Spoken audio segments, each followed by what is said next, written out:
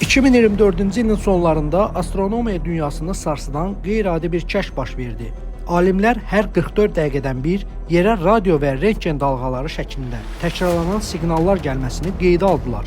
Bu hadisə nəinki elmi ictimaiyyəti, həm də sosial şəbəkə istifadəçilərini, konspirasiya nəzarətçilərini və kütləvi informasiya vasitələrini həyəcanlandırdı və ən maraqlısı budur ki, siqnallar hələ də davam edir və sonuncu siqnal may ayının sonunda qeydə alınıb.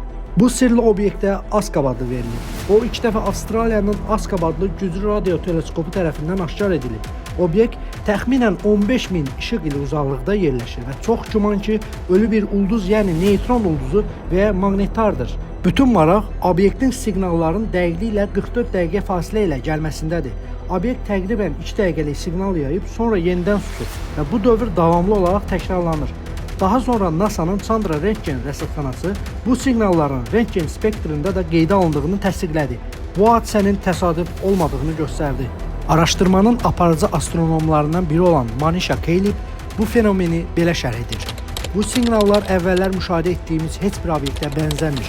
Bu ya qeyri-adi bir neytron ulduzu ola bilər, ya da hələ izah edə bilmədiyimiz yeni bir kosmik obyekt. Digər alimlər bildirirlər ki, bu cür siqnallar ultra uzun müddətli tranzitlər adlanan, yəni bir sinifə aid edilə bilər. Lakin bu sinif haqqında hələ ki çox az məlumat var. Siqnal xəbəri yayıldıqdan sonra Twitter, TikTok, YouTube, Facebook kimi platformalarda istifadəçilər müxtəlif iddialar və fərziyyələrlə çıxış etdilər. Bəziləri bunun yad planetlərlə əlaqəli olduğunu iddia etdi. Bu bizimlə əlaqə qurmağa çalışan başqa bir sivilizasiyanın mesajıdır, deyə bir çox istifadəçi yazır. Digərləri isə zaman və fəzaya dair fiziki anomaliyalarla bağlı ehtimalları önə çəkir. Konspirasiya yönümlü paylaşımlarda isə NASA'nın əsl həqiqəti gizlətdiyi iddia olunur. Hadisə BBC, CNN və digər beynəlxalq media orqanlarında geniş işıqlandırıldı. Ən çox diqqət çəkən başlıqlardan bəziləri: kosmosdan hər 44 dəqiqədə bir gələn siqnal, yad planetlilərmi, yoxsa bilinməyən astrofiziki hadisə? NASA: bu siqnal heç bir məlum kosmik obyektə bənzəmir. Yeni bir ulduz sinifi ilə qarşı-qarşıyayıq. Hazırda əsas elmi ehtimallardan biri budur ki, bu obyekt çox yavaş fırlanan bir magnetardır. Normalda magnetarların fırlana dövrü saniyələrlə ölçülür. Lakin bu halda siqnalın 44 dəqiqəlik fasilələrlə gəlməsi obyektin ya qeyri-adi quruluşa malik olduğunu, ya da başqa, hələ anlaşılmamış bir fiziki prosesin baş verdiyini göstərir.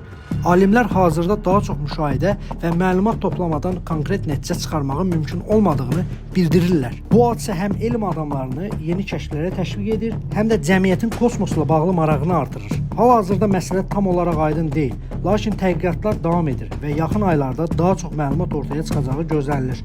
Bir nüansı da qeyd etmək lazımdır. Əgər bu siqnallar doğrudan da təhlükəli və ya insanlıq üçün kritik əhəmiyyət daşıyan bir hadisənin əlaməti olsaydı, bu məlumatın ictimaiyyətə bu qədər açıq şəkildə təqdim olunması qeyri-mümkün olardı.